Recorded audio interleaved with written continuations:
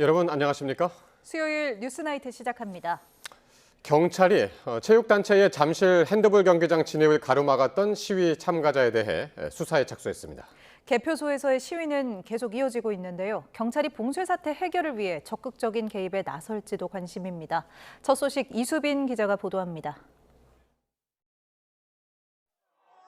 성조기를 치마처럼 두른 한 여성이 경기장 출입문 손잡이를 붙잡습니다. 인파에 둘러싸인 채 1시간 넘도록 문 앞을 막아섰습니다. 야권 인사들과 다른 시위 참가자들이 설득을 시도하지만 요지부동. 결국 국제대회 준비와 회계 업무를 위한 체육단체의 경기장 진입은 무산됐습니다. 경찰은 해당 여성을 포함한 일부 참가자의 진입 저지를 업무 방해 행위로 보고 수사에 착수했습니다. 현장 영상 등 체증 자료를 토대로 관련자 특정에 나섰습니다. 경찰의 엄정 대응 방침에도 개표소 봉쇄 시위는 2주 가까이 계속되고 있습니다. 체육단체 진입을 앞두고 마찰을 빚었던 출입구 앞은 시위 인파로 가득 찼고 연신 구호가 이어졌습니다. 개표소를 봉쇄하는 시위가 길어지면서 이곳 경기장을 이용하는 체육단체들의 불편함도 갈수록 커지고 있습니다. 대한체육회 측은 임금 지급과 세금 처리, 대회 준비 등 업무 전반에 차질이 빚어지고 있다고 호소하는데 경찰이 앞장서서 강제 조치에 나서기는 쉽지 않은 상황입니다. 특정 단체가 주도하는 집회가 아닌데다가 과도한 물리력 행사 논란도 우려되기 때문입니다.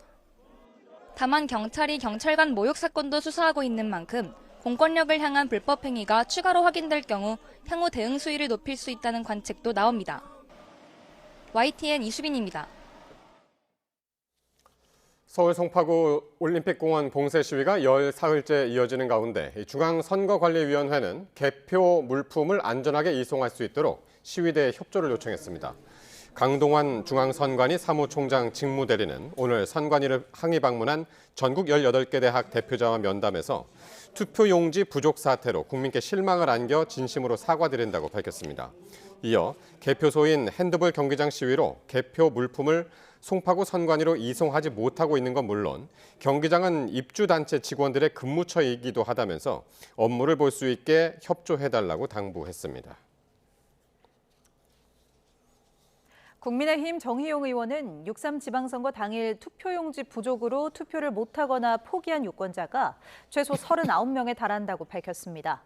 투표가 중단됐던 전국 26개 투표소의 투표록을 전수조사한 결과를 오늘 발표한 것으로 서울 송파구 잠실 2동 제2투표소에서는 5명이 투표를 하지 못하고 발길을 돌렸고 제7투표소에선 17명이 투표를 포기했습니다. 투표록에는 혼란한 현장 상황도 생생히 담겼는데 송파구 문정 2동 제1투표소는 대기번호표마저 모두 소진돼 수기로 대기표를 만들어 나눠준 것으로 드러났습니다. 또 잠실 2동 제2투표소에서는 투표 중단 20여 분 만인 오후 6시 12분 참관인 3명이 퇴근하겠다며 자리를 떠났다는 기록도 확인됐습니다. 올림픽공원 봉쇄 집회가 좀처럼 잦아들 기미가 없는 가운데 정치권은 한 목소리로 선관위 개혁을 외치고 있습니다. 당장 내일 투표용지 부족 사태를 들여다볼 국정조사 특위가 출범할 예정이지만 원구성 협상과 특검까지 여야 앞 과제는 산적해 있습니다. 김철희 기자입니다. 봉쇄 집회 13일째, 민주당 의원들이 처음으로 올림픽공원 현장에 모습을 드러내자 현장은 그야말로 아수라장으로 변했습니다. 부정선거를 외치는 시민들과 유튜버, 경찰과 취재진이 한데 뒤엉키는 아찔한 상황 속 의원들은 20분도 안 돼 발걸음을 옮겼습니다. 야 쓰레기들!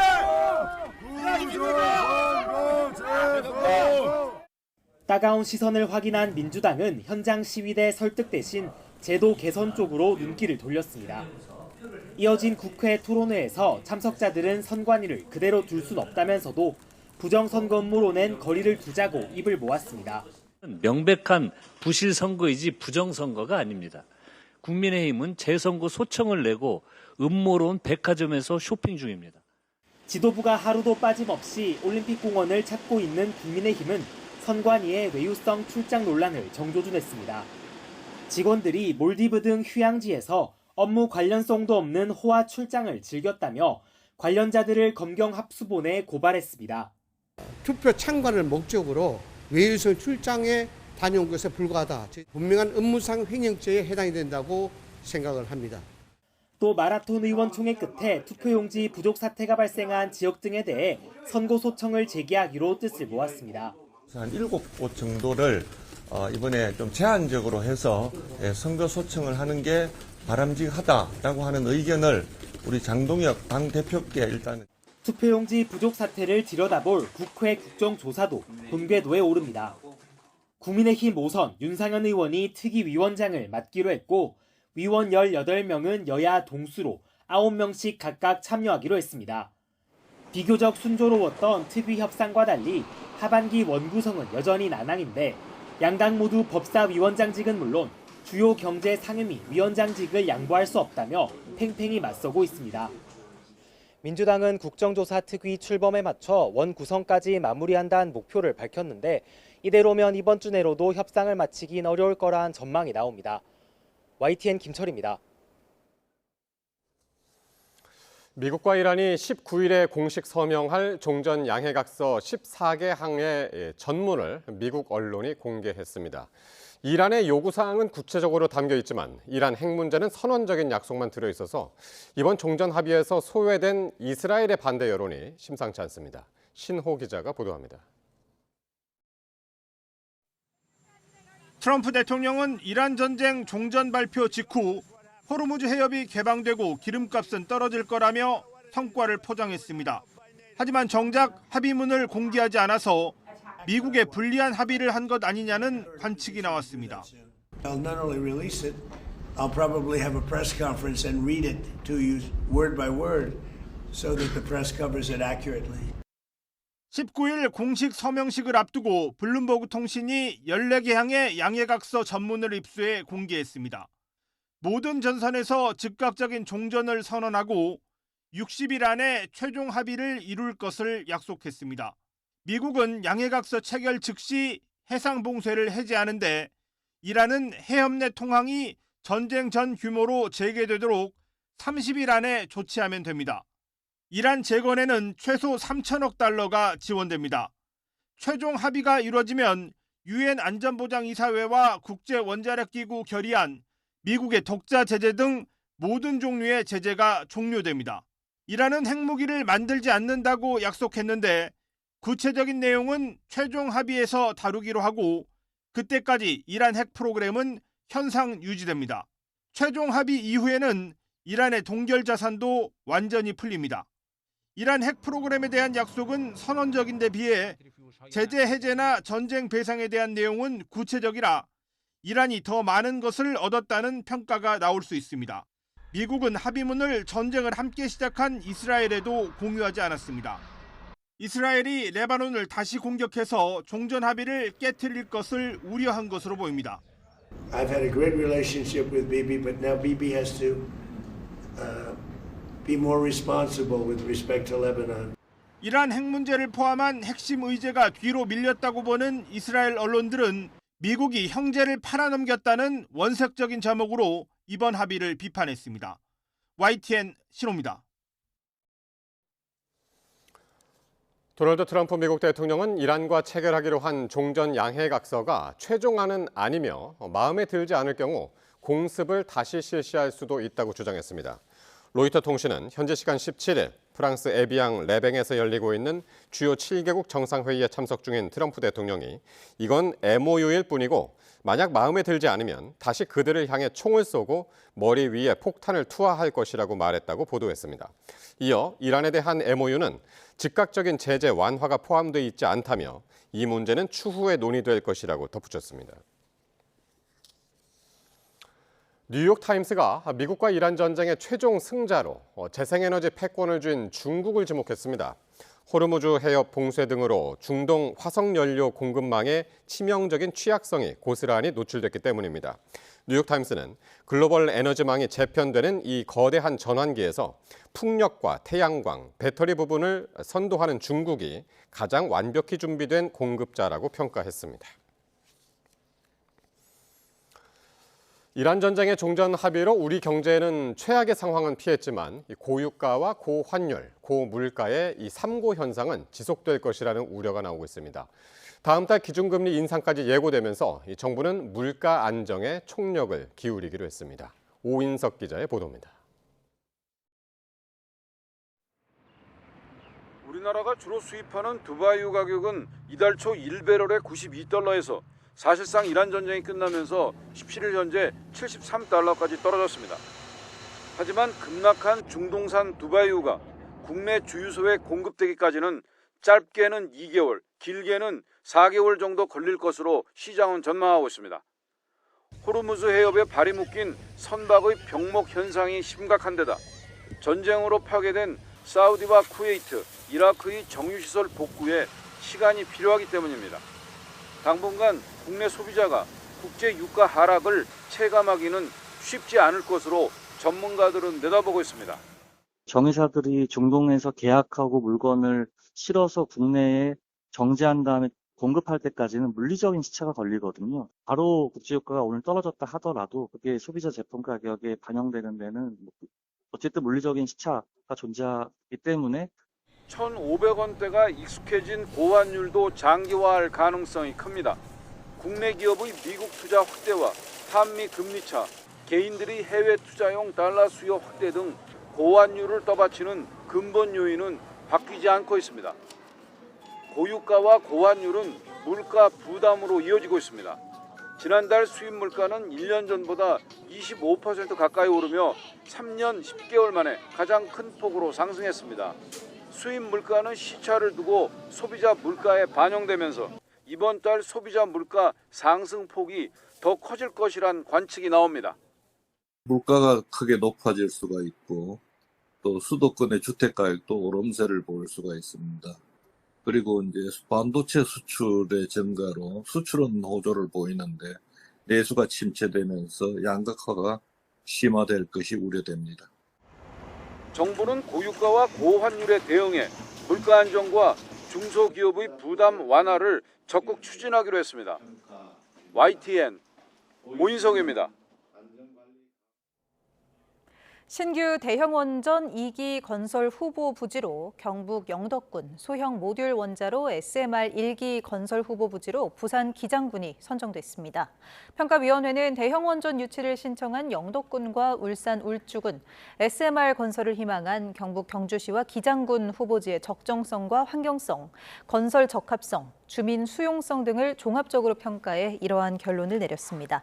총 2.8기가와트 규모의 대형 원전 2기는 2037년에서 2038년, 0.7기가와트 규모의 SMR은 2035년 준공이 목표입니다. 이른바 명태균 여론조사비 대납 의혹으로 기소된 오세훈 서울시장에게 특검이 징역 1년 6개월을 구형했습니다. 특검은 오 시장이 국민 신뢰를 훼손했다고 지적했는데 오 시장은 정치적인 목적이 있는 하명 수사라고 반발했습니다. 권준수 기자가 보도합니다.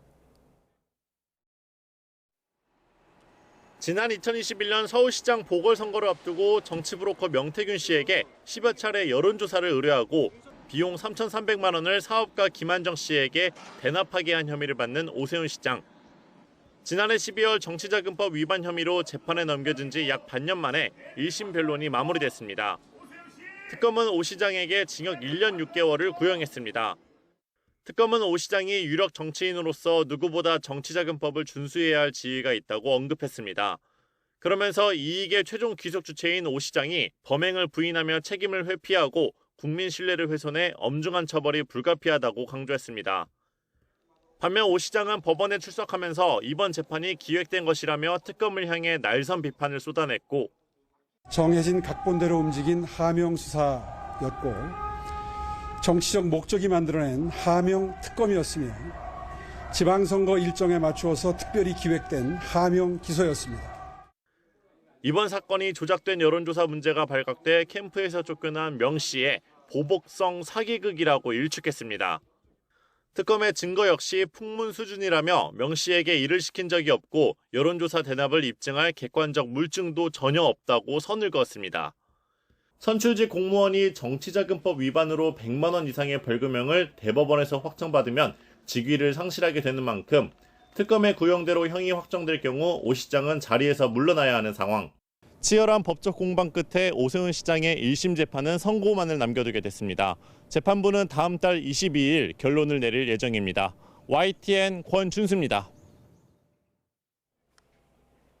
신천지 교인들을 국민의힘에 집단 입당하게 했다는 혐의를 받는 신천지 전 간부들이 구속 갈림길에 놓였습니다. 정교유착 검경합동수사본부는 이들이 지난 20대 대선 경선과 22대 총선 경선에 영향을 미칠 목적으로 입당을 추진했다고 의심하고 있습니다. 보도에 임예진 기자입니다. 한때 신천지 2인자로 불렸던 고동환 전 총회 총무가 구속영장 심사를 위해 법원에 모습을 드러냈습니다. 신도들 왜 국내임 책임당원으로 가입시키셨습니까? 당비 대납 혐의는 인정하시나요? 신천지 전국 12개 지파 가운데 요한지파와 시몬지파에서 총무로 활동했던 두 사람도 같은 날 영장실질심사에 출석했습니다. 필라테스 프로젝트 때는 어떤 거 담당하셨어요? 이자 회장하고 이만희 총회장 만남 주선하셨나요? 이들은 지난 2021년 20대 대선 경선과 2024년 22대 총선 경선에서 특정 후보를 밀어주기 위해 신천지 신도들을 국민의힘에 집단 가입시킨 혐의를 받고 있습니다. 정당법에 따라 본인의 자유의사에 반해 정당 가입이나 탈당을 강요할 경우 2년 이하의 징역형 또는 200만 원 이하의 벌금형에 처할 수 있습니다. 신도 명단과 당원 명부를 대조한 정교유착 검경합동수사본부는 이들이 이른바 필라테스 프로젝트라는 명칭으로 가입시킨 신도가 5만 명이 넘는 것으로 보고 있습니다. 여기에 고 전 총무는 신천지 교단 자금을 횡령하고 조세포탈 등 신천지가 연루된 수사를 덮기 위해 법조계와 정치권에 로비를 했다는 의혹도 받고 있습니다. 합수본은 이들이 이만희 신천지 총회장 지시에 따라 조직적으로 집단 정당 가입을 추진했다고 보고 최근 이 총회장을 피의자로 소환하기도 했습니다. 지난 1월 합동수사본부가 출범한 지 5달 만에 첫 신병 확보에 나선 가운데 영장이 발부된다면 다음 심사 대상은 의혹의 정점인 이 총회장이 될 거로 전망됩니다. YTN 임예진입니다.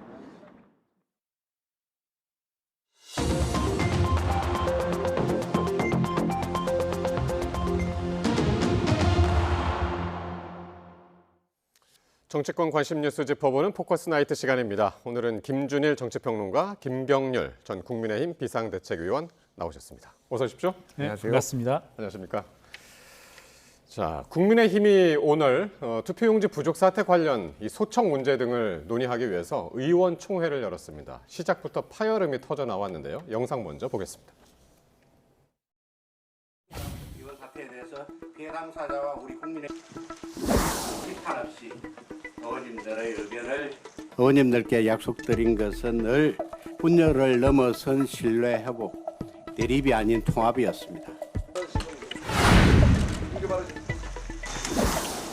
공개 발언이죠? 네, 아니 장난한다 보십시오. 네. 짧게 한마디만 해주세요. 어차피 흘러나가서 보도될 건데. 그건 나가서 하세요. 나가서 하시라고요. 불통에 빠져 있어. 최악의 우리 당의 모습 되는 거 아닙니까? 네, 절차를 밟아서 직접 만들어주세요. 이 사태를 촉구를 했고 만약에 사퇴를 하지 않는다면 과거 어느 당의 모 대표처럼 찌질이 소리를 면치 못할 것이다 라고 제가 경고를 드렸습니다. 당대표를 퇴진시키는 것이 국민의 참정권을 지키는 것보다 더 중요한 일입니까? 우리 당의 대안과 미래라는 의원 모임이 있습니다. 대안과 미래의 해체를 요구합니다.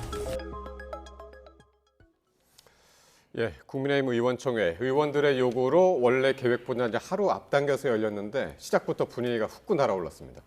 송석준 의원이 공개 발언권을 요청했는데 제지를 당했던 거죠. 예, 뭐 이제 이거를 공개로 할 것이냐 비공개로 할 것이냐 이거를 놓고 처음에 붙었는데 이제 원내 지도부에서는 비공개로 하자. 왜냐하면 이제 격한 얘기 나올 테고 너무 당내 분열상이 적나라하게 언론에 노출되고 이런 것들을 좀 부담스러워했던 것 같아요. 근데 뭐 이거를 비공개로 한다고 해서 그러면 뭐 이게 보도가 안 되겠습니까? 뭐 다 초유의 관심사고 오늘 기자들이 엄청 몰렸거든요. 예. 왜냐면 여기서 이제 오늘 논의한 게 하나는 선거 소청을 어디까지 할 것이냐 그거에 대한 의원들의 합의가 있었고 또 하나는 이제 가장 초미의 관심사인 장동혁 대표의 퇴진 문제 이거를 이제 얘기했기 때문에 당연히 많은 기자들이 몰렸고 그래서 초반부터 뭐 신경전이 대단했다 뭐 이렇게 보면 될 것 같습니다. 그래서 이제 송석준 의원이 안에서 이제 공개적으로 못했으니까 그걸 이제 밖에 나와서 기자들 앞에서 했는데 이거를 사퇴하지 않으면 장 대표가 사퇴하지 않으면 찌질이다라는 말을 했습니다. 예. 예. 뭐 상당히 뭐랄까요 듣기에 따라서는 과격한 말씀을 하셨고 쉽게 삼선이시죠 송석준 의원께서 예. 저런 말씀을 올리시는 분이 아니었던 것 같은데 상당히 뭐 분노가 끌어올라서 저런 말씀을 하지 않으셨나 싶고 저는 이제 저런 모습들을 보면서 의원총회에 앞서서 의원총회 그 공개 여부를 두고 여러 가지 이제 실강이가 오는 것을 보면서 과거 윤상현 의원이 했던 말씀이 떠오르더라고요. 당대표 선거에 출마하면서 공동묘지의 평화 이런 발언을 했어서 좀 파장이 있었던 것으로 아는데 그 국민의힘의 분위기를 이제 일컬어서 공동묘지 속의 평화다. 예. 그리고 과거 이진석 전 정무수석이 아무 말 하지 않으면 아무 일도 벌어지지 않는다 이런 걸 했는데 정말 공당으로서 저와 같은 태도 그리고 국민들의 비치는 모습이 바람직스러운가? 전 당연히 국민들의 초미의 관심사인 만큼 언론들도 이목을 집중하고 있는 만큼 공개적으로 했어야 될 부분이 상당히 많다 이렇게 생각합니다. 예. 의총장 안에서 그러니까 기자들이 들어가 있지 않은 그런 상황, 비공개 상황에서 장 대표 사퇴를 요구하는 목소리가 상당히 많이 나왔던 것 같습니다. 분출했다, 뭐 이런 표현까지들 등장을 했는데 장 대표는 거치 논의가 본격화하기 전에 자리를 떴다고 그러네요. 예. 그래서 뭐 본인의 거치에 대해서 본격적으로 이제 논의가 나올 때 좀 회피하는 전략이었는데 이게 익숙해요. 그 전에도 계속 이렇게 해왔습니다. 그러니까 경청한다, 듣겠다, 표정 심각한 표정으로 하고 아무런 반응이 없고 이게 지금 몇 번이 이제 반복이 됐거든요. 그래서 뭐 새롭거나 놀랍지는 않고요. 그러니까 저는 여기에서 오늘 이제 의원총회에서 나왔던 것 중에 좀 눈에 띄는 게 예를 들면 윤한홍 의원이라든지 과거에 이제 친윤으로 분류됐던 분들 이런 분들이 공개적으로 당대표 퇴진을 지금 언급을 했어요. 의총 안에서요? 예, 그러니까 이게 당내 기류가 조금 묘하게 바뀌고 있다. 그러니까 어떻게 보시면 되냐면 이번에 원내대표 선거를 보면은 정점식 의원이 55표로 48표를 얻은 이제 김도읍 의원을 결선 투표까지 가가지고 이겼잖아요. 근데 지난번 송원석 원내대표는 60표를 얻었습니다. 그리고 결선 투표가 없었어요. 3자 구도였는데. 그러니까 지금 전체적으로 보면 구주류 아니면 구친윤, 뭐 당권파 이쪽이 세가 좀 약해지고 장동혁으로는 안 되겠다라고 생각하는 영남 의원들이 꽤 많이 늘어났다. 이게 이제 굳이 꼭 친한계뿐만이 아니라 부산 지역의 의원이라든지 아니면 이제 그 경남이라든지 이런 쪽에서 조금 장동혁 대표 체제로는 안 된다라는 공감대가 좀 퍼지고 있다 이렇게 보면 될 것 같습니다. 윤한홍 의원이 무슨 얘기를 했나 보니까 장 대표를 붙드는 이들이 장 대표를 망치고 있다는 걸 장 대표 본인이 알아야 한다 이런 얘기를 했네요. 예, 그리고 이제 의원들 그렇군요. 박수가 그 다음에 이어졌다는 거예요. 예, 말씀하신 것처럼 그리고 박형수 의원도 제가 알기로도 이분을 대개는 친윤으로 분류하시는 분들인데 이렇게 좀 개파색이 옅은 장동혁 대표에 대한 퇴진 목소리를 높였다는 것을 듣고 좀 상당히 의외더라고요. 말씀해 주셨지만 원내대표 투표 결과에 있어서도 사실은 이렇게 친윤 성향의 정정식 의원이 여하튼 당선됐고 하는 것으로 봐서 장동혁 대표 퇴진 목소리가 저는 좀 높지 않을 줄 알았었는데 의원총회에서 상당히 높게 나왔고 비슷한 보도를 또 언론 한 군데에서는 좀 과반 이상의 목소리로 나왔다 이런 말씀을 들었는데 이건 어떻게 보면 국민의힘 의원들도 뭐랄까요 어쩔 수 없는 국면인 것 같습니다. 민심에 귀 기울이지 않을 수 없고 총선이 2년 남았다라고 하지만 뭐 그 2년이 길다면 길지만 짧다면 짧은 시간인데 그 국민들의 목소리, 지역 구민들의 목소리에 귀를 계속 닫을 수는 없는 상황에서 이와 같이 이제 움직일 수밖에 없는 상황 아닌가 하는 추측이 듭니다. 예. 자, 그리고 오늘 의총의 원래 주제였죠. 이제 선거 소청. 요 주제는 전국에서 이제 7곳만 하기로 결정을 한 모양이에요. 예. 이게 어떻게 바뀌었냐면요. 처음에 이제 월요일 날 오후에 긴급 최고위원회의를 열었잖아요. 그때. 그래서 처음에 그때 당에서 발표한 거는 5곳을 하겠다. 그러다가 한 군데를 추가해서 6곳을 하겠다. 그러다가 7곳을 하겠다. 그러다가 9곳을 하겠다. 그러다가 16개를 다 할 수도 있다라고 했다가 도로 7개가 된 거예요. 그래서 오늘 이제 의원들 얘기를 들어보면은 16개를 다 하면은 전국을 다 한다는 거죠. 그러니까 광역단체장은 이거는 선거 불복으로 비춰질 수가 있다. 그래서 16개는 안 된다라고 해서 도로 이제 7개가 된 거고요. 그래서 여기가 이제 공교롭게 서울을 빼놓고는 모두 다 국민의힘이 진 곳이에요. 사실은 투표 지연이 있었던 데가 경남도 있고 뭐 대구도 있고 있는데 여기는 또 뺐습니다. 그래서 막판에. 그런 이제 뭐 추경호 의원이나 당선자가 이런 분들이 당황스럽다 뭐 이런 얘기하고 왜 소통이 없이 이렇게 하느냐 이런 게 나오니 반발이 있으니까 이렇게 뺀 거예요. 그래서 결국은 이게 이제 장동혁 대표 얘기하는 전면 재선거. 여기에 이제 프레임에 갇힌 거다라고 저는 보는데 사실 오늘 의총이 조금 제가 좀 아쉬웠던 부분은 뭐냐면은 뭔가 계획을 가지고 의원들이 간 게 아니라 그냥 각자 자기 얘기만 했어요. 사실 이게 지금 장동혁 대표가 가장 지금 공들이고 있는 게 뭐냐면은 이게 부정선거다라는 주장을 지금 하고 있잖아요. 그러면서 전면 재선거를 하는데 당론으로 사실은 의원총회에서 이게 부정선거인지 아닌지를 결정을 했었어요, 이번에.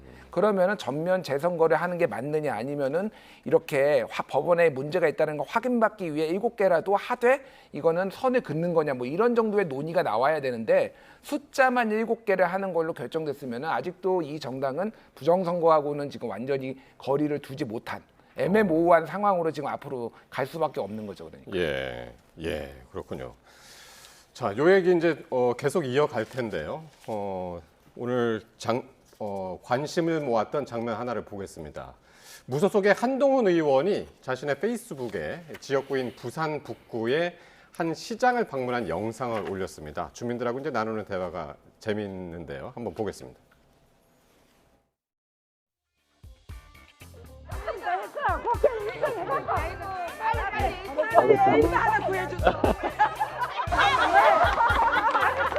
구해드릴게요. 장동혁이 왜 안 불러나와? 좀 이따 물러날 겁니다. 진짜 잘하겠습니다. 선거를 치를 때도 이제 주민들하고 이제 상당히 이제 가까운 그런 모습들, 영상들을 이제 많이 봤었는데 오늘도 뭐 애인 구해달라는 시민들도 있었고, 뭐 에어컨 달아달라는 뭐 민원도 있었고, 어쨌든 시장 주민들하고 재밌게 나누는 영상이었습니다. 그 한 주민이 마지막에 이제 장동혁 왜 안 물러나냐라고 물으니까 한동훈 의원이 곧 물러날 거다라고 답을 했습니다. 저는 이제 한동훈 전 대표의 스타일을 조금은 안다면 아는 입장에서 말씀 하나하나 특히나 이제 본인이 직접 이제 페이스북에 올린 거지 않습니까? 저게 이제 쉽게 그냥 뭐랄까요? 지나칠 수 없는 발언 같아요. 그리고 상당한 정치적 의미가 있고, 그러니까 뭐 지금 상황 국민의힘의 객관적 상황을 말한 것일 뿐더러 어떤 본인의 의지, 본인의 정치적 의지도 적극적으로 드러낸 것이 아닌가. 그러니까 초반에 보궐선거에서 당선되고 나서 곧바로 했던 발언이 뭐 복당을 서두르지 않겠다. 이후에 이제 3일, 4일 지나고 나서 빨리 복당하겠다. 그리고 급기야는 이제 저와 같이 장동혁이 버티지 못할 거다, 내려올 거다. 뭐 이와 같은 발언들이 상당히 본인의 의지를 강하게 표현한 것 아닌가. 자신의 전략 무기다라는 했었죠. 아, 네, 그런가요? 뭐 그런 연장선상에서 비춰집니다. 일단은 의총에서는 오늘 한동훈 의원의 복당 문제에 대해서는 이제 얘기가 안 나왔다고 그래요. 안 나온 상황에서 이제 저런 장면들이 이제 많이 회자가 됐는데 오늘 다른 걸로 이제 또 그 이목을 끌었죠. 미래혁신 포럼, 국민의힘 의원들이 주축이 된 모임인데 여기에 가입한 것으로 지금 확인이 되면서 정치권에서 복당 수순을 밟는 것이 아니냐 이런 해석이 나왔습니다. 그러니까 뭐 최근에 한동훈 의원, 한동훈 전 대표의 그 최근에 저도 이제 그 친한계나 이 정치권에 있는 분한테 들은 건데 굉장히 많은 국민의힘 의원들하고 지금 만나고 있다. 그래서 뭐 여러 가지 현안들 그리고 뭐 보수 재건에 대한 얘기도 하고 그리고 한동훈 대표 전 대표에 대한 약간 비호감도가 높고 좀 꺼리는 의원, 영남권 의원들이 있잖아요. 그거를 스킨십으로 좀 도입해 보려는 게 굉장히 많다라는 거예요. 그래서 이제 일단은 그 비호감들을 좀 낮추는 데 주력하고 있고 이것도 마찬가지입니다. 이 미래혁신 포럼이란 게 그러니까 국회에서는 사실은 이제 국회에서 공식적으로 이제 연구 모임이면은 지원을 해줘요, 이거를. 그런데 이게 한 당만 들어가 있으면 안 됩니다.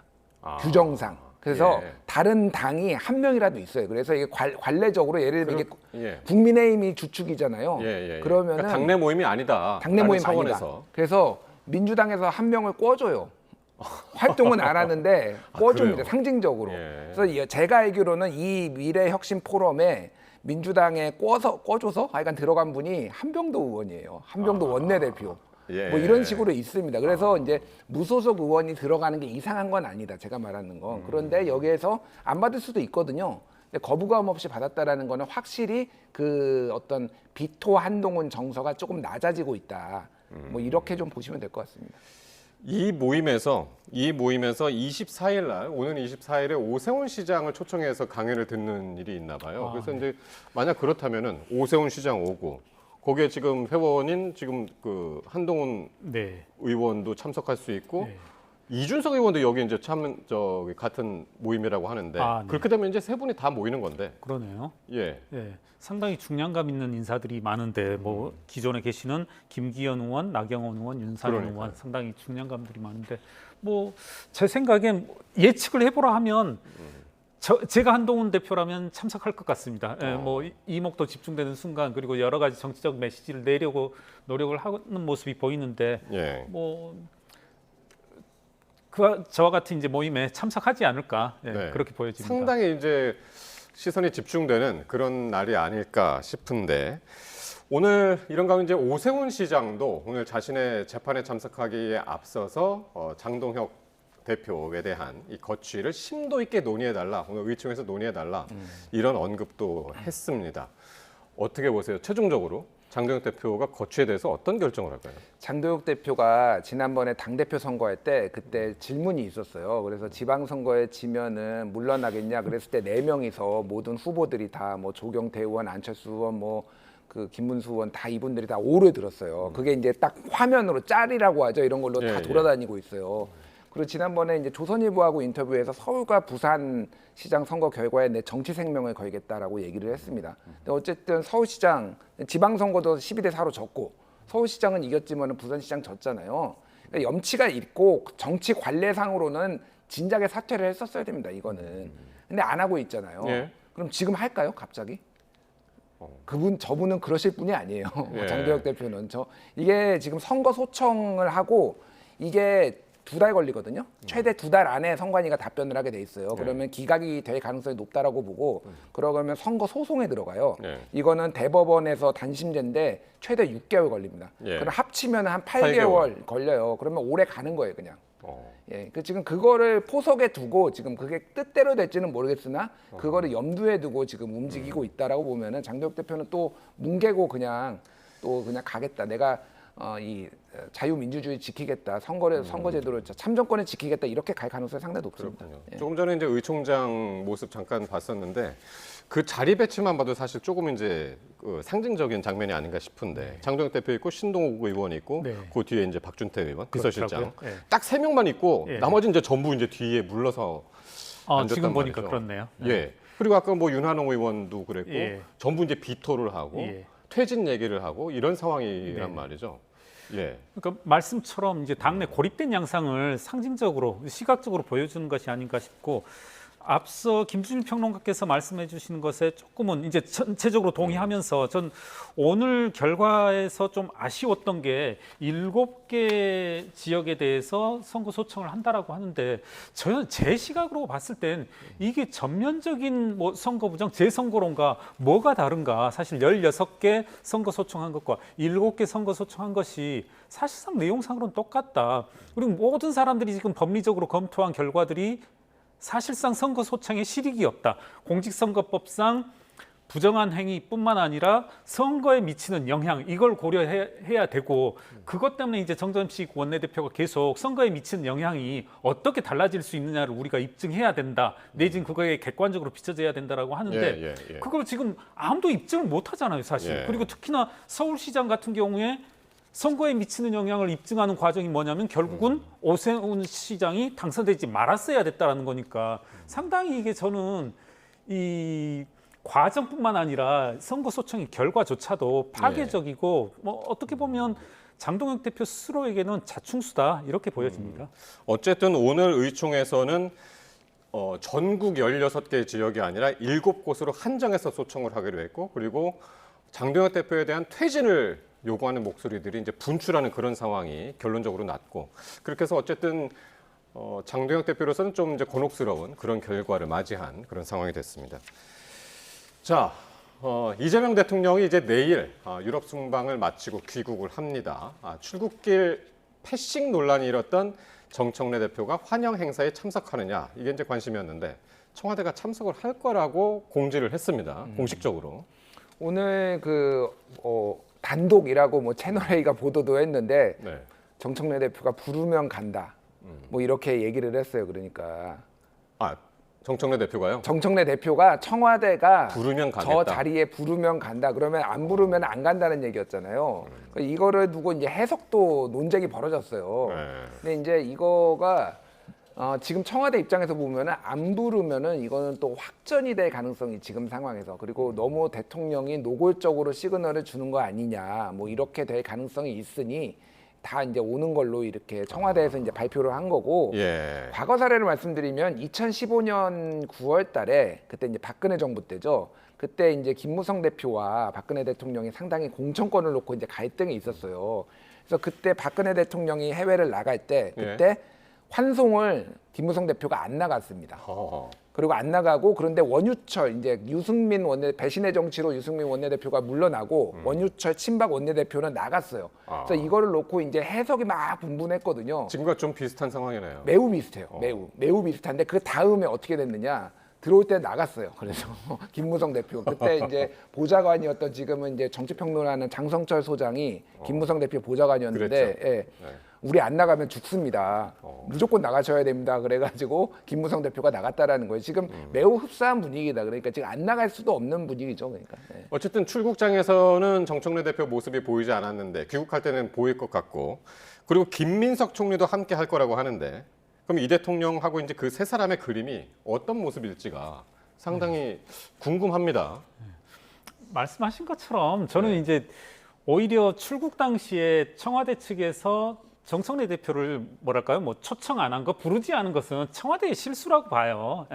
그리고 이제 내일 입국 장면에서 이제 김민석 총리 그리고 정청래 대표 모두 다 나오는데, 저 상황에서 어떤 충돌하는 모습을 비치기는 힘들 것 같아요.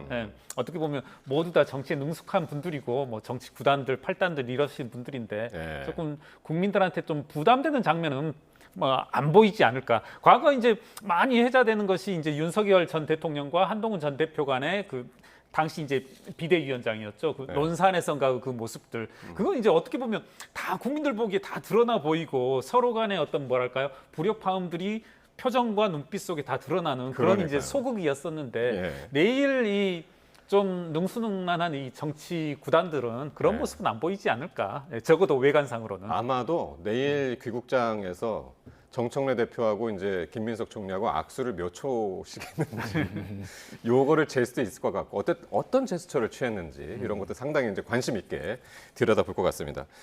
자, 민주당 오늘 아침 최고위원회의에서도 뉴스거리를 쏟아냈습니다. 이 정청래 대표하고 강득구 최고위원의 발언 들어보시겠습니다. 일부 언론에서는 친청파가 어떻고 친석파가 어떻고 저도 알 수 없는 악의적 갈라치기에 골몰하고 있습니다. 저는 굳이 구분한다면 당원파이고 개혁파입니다.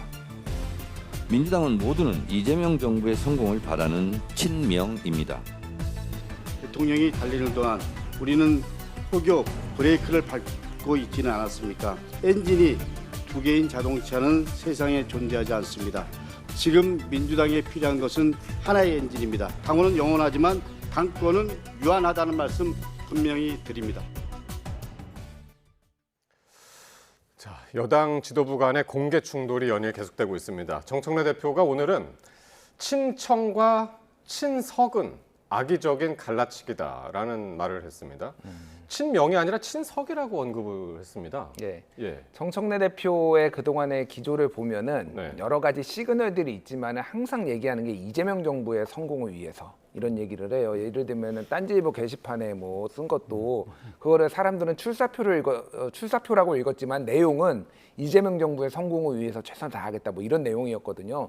항상 얘기하고 최근에는 뭐 대통령이 월드 클래스 대통령이다 뭐 이런 거예요. 그래서 내가 대통령의 대척점에 있는 사람이 아니다라는 거를 강조하기 위해 친명이 아니라 친석이라는 표현을 이제 쓴 건데 이게 사실은 친석이라는 표현을 누가 제일 먼저 썼냐면은 김어준 씨가 자기 유튜브에 썼어요. 김민석의 그 석자를 따서. 거기서 똑같은 내용입니다. 뭐냐면은 지금 친명이냐 친청이냐 이런 프레임이 잘못된 거 아니냐. 이 뭐 정청래 대표도 친명인데 이게 아니라 친청과 친석이 있는 거다라고. 그 김어준 씨가 가장 김어준이 가장 뭐 모르겠습니다. 뭐 안 유명한 사람이 썼는지는 제가 모르겠으나 이번 네. 달 1일에 그거를 썼어요. 제일 먼저 써가지고 지금 친석이란 표현이 이렇게 퍼진 거거든요. 네. 그래서 뭐 이제 악의적 갈라치기다, 뭐 가짜 뉴스가 횡행하고 있다라고 하는데 그러면은 김어준부터 좀 고소를 하시던지 정청래 대표께서. 그러니까 제일 만만한 게 언론이에요. 저는 이게 정치인들이 좀 뭐만 있으면 언론이 갈라치기 한다 그러는데 갈라치기를 하는 게 아니라 언론은 있는 현상에 보도를 하는 거죠. 뭐 언론이 없는 거를 만든다고 그게 만들어집니까? 그래서 너무 좀 본인 유리한 대로 해석을 했다. 백 교사님 이거 왜 웃으면서 들으셨어요? 이제 저는 야구를 개인적으로 좋아하는데 무슨 생각이 드냐면 야구 감독으로 치면 정청래 대표가 위기 상황이 왔을 때 뭐 구단이 연패 상황에 빠졌을 때 이 수습을 잘 못하는 감독 유형이 있거든요. 네. 정청래 대표는 보면 본인의 뭐 정치 커리어가 꽤 오래되신 분이긴 합니다만은 분명히 요즘 위기이긴 한 것 같아요. 당 내외로부터 어떻게 보면 이제 집중 포화를 맞고 있는 순간인데 저는 이럴 때면 뭐 제가 그렇다고 뭐 정치 경력이 있다거나 뭐 심오한 지식이 있는 건 아니지만 저조차도 좀 정청래 대표를 싫어하는 저조차도 최근엔 좀 동정심이 좀 일더라고요. 그러면서 저는 이거 좀 맞아내면서 오히려 반전의 계기를 찾을 수 있을 텐데 오히려 지적하듯이 하루는 정권은 유한하다. 그리고 그 다음 날은 또 극과 극을 가서 월드 클래스 대통령. 그리고 오늘 손목시계와 관련된 이런 해프닝들 언론을 무작위로 조금은 적대시하는 이런 것들이 보면은 이 위기 상황에서 조금은 뭐랄까요? 아까 그 야구 감독으로 돌아와 보면 연패에 빠졌을 때 수습을 못하는 유형. 그러니까 좀 반전할 수 있고 뭔가 뭐랄까요? 그 위기를 기회로 바꿀 수 있는 그런 발언이라든가 그런 것들이 있어야 되는데 점점 좀 구렁텅이에 빠져들고 있는 그런 안타까운 모습이 보여져서 조금은 김 의원님이 지금 얘기하신 그 시계가 무슨 이야기냐면 정청래 대표가 오늘도 이제 이재명 대통령이 이제 기념시계를 차고 최고위원회의를 주재를 했는데 최근에 이 대통령 시계를 차고 다닌다 이런 기사들을 상당히 이제 비판을 했습니다. 기념시계 1호 내가 제일 먼저 받았다 이런 얘기를 했고 그때부터 지금까지 차왔다 이런 얘기를 하면서 언론을 좀 비판을 하면서 적극적으로 해명하는 그런 모습이었어요. 저게 내용이 뭐냐면은 그 월드 클래스 발언 그 즈음에 이제 저 이재명 대통령 이재명 시계를 찾는데 언론이 이제 보도한 것 때문에 그 전에는 노무현 대통령 시계를 자주 찾다라는 거예요. 그래서 이제 그 갑자기 이제 이재명 시계를 찬 거 아니냐. 근데 뭐 나는 원래 차고 다녔다라고 말씀하시니까 그게 맞겠죠. 뭐 시계를 2개 차는 사람도 있으니까 한쪽 손에 양손에 이렇게 찼을 수도 있고 그거는 모르겠습니다만 저거는 뭐 가짜 뉴스로까지 말할 거야. 저거는 가짜 뉴스라기보다는 그냥 그런 해석이 있는 거고 그런 현상이 있는 거다라는 건데 어쨌든 정치인들이 궁지에 물리면은 가짜 뉴스란 말에 참 입에 많이 달고 살죠. 자, 오늘 범여권에서는 또 조국 대표의 오늘 페이스북 글이 이슈가 됐습니다. 어떤 글이었냐면 선거연대가 거부된 상황에서 범진보 진영이 패배했다. 본인이 나섰던 이제 평택을 이야기를 저렇게 이제 한 건데요. 어떻게 보셨습니까? 참 저는 조국스럽다. 이 상황에서 저 같으면은 본인의 어떤 역량 부족, 본인의 여러 가지 선거 과정에서의 실언들, 실착들 이런 것들을 떠올려야 될 텐데 이것을 또 민주당과 엮어서 범진보 진영에 패배했다. 뭐 그렇게 따지면은 저는 이제 그런 발언이 기억나더라고요. 부산은 민주당이 출마하지 마라고 해서 출마 못했다. 뭐 이런 발언들 보면 이분이 과연 정치권을 혹은 국회의원직을 어떤 식으로 생각하는가 조금은 뭐 모르겠습니다. 저는 뭐 이제 이른바 뭐 조국 사태 와중에 한번 엮어 들어갔던 사람으로서 상당히 이제 조국 씨에 대한 여러 가지 감정들이 많은데 참 공적인 공간에서는 맞지 않는 것 같다. 예. 그리고 오늘 이제 같은 글 안에서 이런 얘기도 했습니다. 2028년 총선에서는 이런 실수를 범하지 않아야 한다는 이제 취지의 그런 이제 글도 남겼단 말이에요. 그러니까 제가 여기에서 이제 유익 있게 본 거는 이게 능동태가 아니라 수동태였어요. 선거 연대가 거부된 상황에서. 예. 예, 그러니까 본인이 거부한 게 아니라 저쪽에서 거부를 했다라는 거예요. 근데 실제 내용은 제가 뭐 이거를 다 따지기는 어렵지만은 평택을에서 단일화나 이런 과정들이 그렇게 양측이 매끄러웠냐. 그리고 아예 그러면은 조국 대표는 아예 후보를 김용남 후보나 민주당이 그 누구도 후보를 내지 말았어야 된다라는 얘기를 하는 건가. 뭐 여러 가지 의문이 남죠. 그래서 뭐 평가들이 다 다를 거예요. 조국 대표 또 좋아하시는 분들도 있고 싫어하시는 분들도 있고 그런데 이게 약간 본인의 책임을 좀 빠져나가는 저쪽에서 거부를 했기 때문에 상황이 이렇게 된 거고 결과가 이렇게 됐으니까 앞으로는 우리는 합당을 해야 돼. 뭐 이런 건데 이쪽에 이제 조국 대표도 그렇고 예를 들면은 김어준 씨도 이번 주 월요일 지난주에 휴가 갔다가 월요일에 복귀해서 한 얘기가 그러니까 합당을 했었어야지 합당 안 하니까 이런 꼴 나는 거 아니야 이런 얘기했거든요. 다 비슷한 맥락에서 지금 얘기를 하고 있다. 앞으로도 우리는 합당을 해야 된다라는 거. 그래서 뭐 제가 안 좋아하는 용어지만은 그 이제 문조 털레요에서 그 일군의 이제 정치인들을 이제 묶는 용어들이 있잖아요. 비슷한 메시지를 내고 있는 거예요, 그러니까 지난 6.3 지방선거 과정에서 모두가 이제 단일화 이야기들을 이슈에 이제 많이 빠져 있었는데 그 과정을 다 봤는데 상대편의 이제 책임으로 돌린다. 이제 이런 이야기들을 이제 두 분 공통적으로 지금 이제 해주신 것 같고요. 자, 그런데 이 6.3 지방선거에 출마했던 개혁신당의 이 정의한 이 부산시장 후보가 선거운동 중에 테러를 당했다고 주장한 사건이 있었죠. 저희는 이제 많이 기억하고 있습니다만 지금 이제 화면에 나가고 있죠. 아침에 이제 출근길 인사를 하고 있는데 택시에서 그 음료수 잔인 병이 날라오면서 컵이 날라오면서 들어 누웠고 그리고 병원에 입원했던 뭐 그런 사안이 있었는데 이게 자작극이었다라는 보도가 나왔습니다. 지금 경찰 수사가 진행 중인 것 같아요. 저도 그러니까 깜짝 놀란 게 개혁신당 중앙당의 입장을 보면서 저는 놀랐습니다. 그러니까 온라인 탈당계 받았다. 그리고 당도 피해자다. 이 말은 지금 현재 적어도 중앙당도 이 자작극이라는 어떤 경찰의 조사 사실에 대해서 상당히 긍정하는 것으로 보이는데 약간 뭐 오늘 이 자리에 적절한 발언인지 모르겠지만 저는 뇌리 속에 이렇게 스쳐 지나가는 게 이 사건이 터졌을 때 누구인지 정확히 기억은 안 나지만 제 기억에 상당히 이제 개혁신당의 우호적인 평론가 혹은 정치인분이 어떤 말씀을 하셨냐면 저거 자작극이다 그런 말씀을 하시더라고요. 웃으면서. 그래요? 네. 그래서 이게 이 일이 터진 지 별로 안 돼서 자작극인 것 같다 아니면 자작극이다라고요?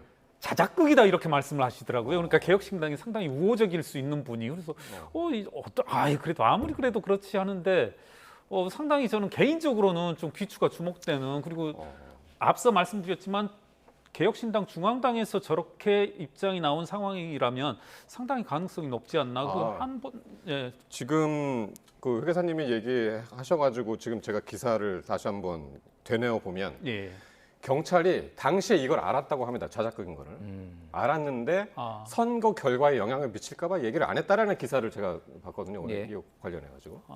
그러니까 던진 사람이 30대 남성이었어요. 그리고 어린 XX가 어디 뭐 그러면서 이제 던졌다라는 거예요. 그래서 이제 왜냐하면 이 처벌 불원서를 정의한 후보가 내기도 했고, 근데 뭐 정의한 후보가 그건 낼 수는 있죠. 그런데 이게 아마 경찰이 통신조회나 예를 들면 이런 거를 통해서 아마 했을 가능성이 상당히 높다. 그리고 네트워크가 있으니까 그런 거를 이제 추적을 했을 가능성이 높습니다. 이거는 이제 좀 더 수사 결과를 지켜봐야 되는데 일단 이번 선거가 역대급이구나. 지방선거가 정말. 그러니까 뭐 예를 들면은 뭐 투표용지 부실도 막 있었고요. 그리고 출구조사도 지금 이번에 틀렸잖아요. 그러니까 틀린 게 문제가 아니라 아예 누락이 돼가지고 서울시장의 성별 연령별 출구조사 그거 사전투표 결과를 누락해가지고 다 엉망이 돼버렸어요. 그것도.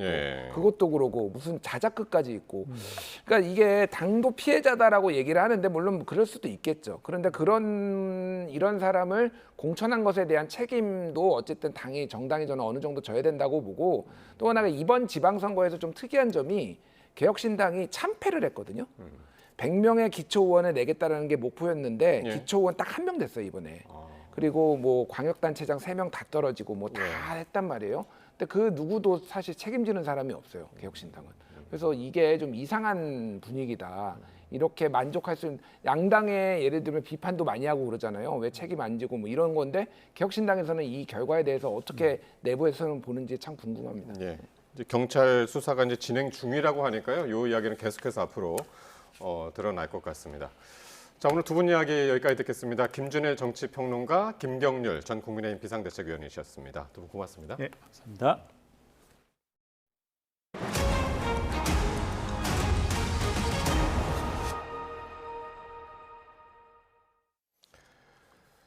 (6.3) 지방선거 당일 투표용지 부족으로 실제 투표하지 못한 유권자가 전국에서 최소 39명에 달하는 것으로 파악이 됐습니다.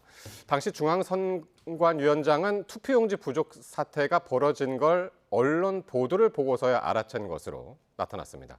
보도에 박희재 기자입니다. 6.3 지방선거 당시 투표용지 부족으로 실제 투표 중단이 발생한 투표소는 최소 26곳. 유권자들은 다 합쳐 10시간 넘게 투표를 하지 못했습니다. 그런데 당시 이곳 투표소에서 최소 39명이 투표하지 못한 것으로 확인됐습니다. 용지 부족이 가장 심각했던 송파구 잠실 7동 제2투표소가 17명으로 가장 많았는데 투표 대기표를 받고 집으로 돌아갔다가 돌아오지 않은 사례가 상당수였습니다. 실제로 참정권 침해가 발생한 건데 상황이 이런데도 지방선거 당일 컨트롤타워 중앙선관위는 언론 속보를 보고서야 처음 상황을 알아챈 것으로 파악됐습니다. 중앙선관위는 투표용지 부족 사태를 서울시 선관위로부터 보고받은 것이 아니고 언론 보도를 통해서 알게 되었으며 선거관리위원회의 내부 보고 체계가 작동하지 않았던 건데 중앙선관위원장은 사태 발생 전에는 투표용지를 50% 축소해 인쇄한다는 지침조차 몰랐습니다. 선관위는 조직 수장에게 투표용지 인쇄 규모라는 선거 핵심 업무조차 보고하지 않았던 겁니다. 일부 투표소에서 투표 마감을 밤 10시로 연장한 결정도 중앙선관위 사전 보고 없이 서울시 선관위가 알아서 내린 판단이었습니다. 중앙선관위 위원장은 이번 사태 발생 이후에 투표용지 인쇄 축소 지침의 존재를 알게 되었다고 했습니다. 참정권 침해 사례가 실제로 확인되면서 선거 효력 등을 따지는 행정심판인 선거소청도 100건 넘게 접수된 거로 확인됐습니다. 60일 안에 심사를 거쳐 재검표나 재선거 여부를 결정하게 되는데 다만 실제 진행 가능성은 크지 않아 보입니다. 최근 10년 사이에 치러진 지방선거에서 접수된 선거소청은 모두 56건에 달했지만 실제로 재선거는 단 한 차례도 없었습니다. 초유의 투표용지 부족 사태의 실체가 드러날수록 사전대책과 사후 대응 모두 미흡했던 인재에 가까워지고 있습니다. 자체 규명위원회 활동과 더불어 국회 차원의 진상조사까지 이루어지는 만큼 이른바 해체 수준의 개혁까지 이뤄질 수 있을지 주목됩니다. YTN 박희재입니다. 6.3 지방선거 투표용지 부족 사태를 수사하는 검경합동수사본부가 경찰 자료와 인력 등을 모두 넘겨받는 등 완전체로 수사에 박차를 가하고 있습니다. 추가 강제 수사도 검토하고 있는데 시위대와 대치 중인 서울 올림픽공원 압수수색에도 나설지 관심입니다. 이준엽 기자가 보도합니다. 합수본이 구성 발표 일주일 만에 전산망 작업과 사무실 공사 등 원팀 가동을 위한 채비를 마쳤습니다. 수사팀은 서울중앙지방검찰청으로 전원 출근해 잠실 7동 제2투표소 투표 관련 등 기존 참고인들의 진술과 압수물을 분석하는 데 집중했습니다. 확보된 자료에는 선관위가 투표용지를 적게 뽑은 근거가 된 용역보고서나 투표용지 인쇄 계획서, 회의록, 예산서 등이 포함됐습니다. 압수본은 추가 강제 수사를 통한 자료 확보도 검토하고 있습니다. 특히 현재 시위대에 의해 사실상 봉쇄된 서울올림픽공원 개표소에 있는 잠실 7동 등 일부 투표소 투표록을 확보하는 것도 고려하고 있습니다.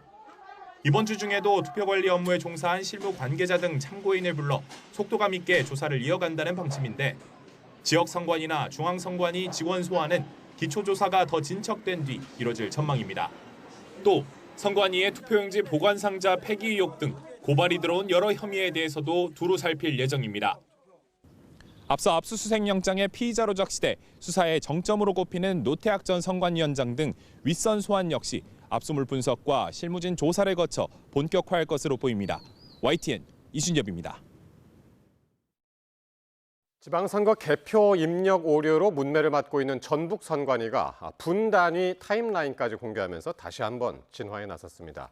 고의 은폐 등 추가로 제기된 의혹은 억울하다는 해명인데 중대한 결함을 알고도 위원장 모르게 당선증 교부 등 후속 절차를 강행한 배경은 여전히 석연치 않습니다. 보도에 김민성 기자입니다.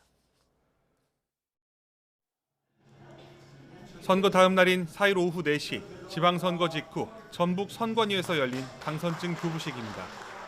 축하와 환희가 오가던 그 시각 선관위 내부에선 전주 중화선 1동 3투표소 개표 결과에 오류가 있었다는 사실을 이미 알고 있었습니다.